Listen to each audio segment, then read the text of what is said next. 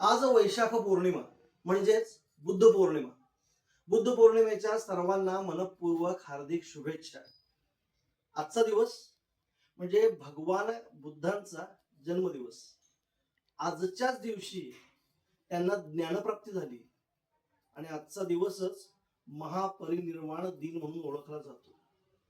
या तिन्ही गोष्टी एकाच दिवशी घडलेल्या आहेत.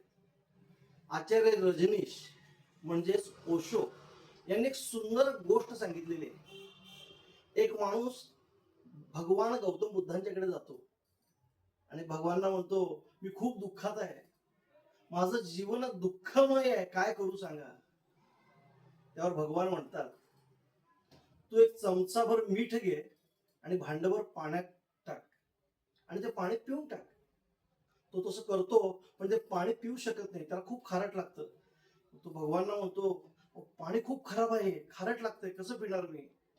मग भगवान बुद्ध त्याला घेऊन नदी किनारी जातात आणि त्याला सांगतात, आता ते चमचाभर मीठ तू नदीत टाक. तो तसं करतो. आता म्हणतात, तू हे नदीतलं पाणी पी. मग तो नदीतलं पाणी पितो आणि त्याला काहीच वाटत नाही, अतिशय चांगलं वाटतं.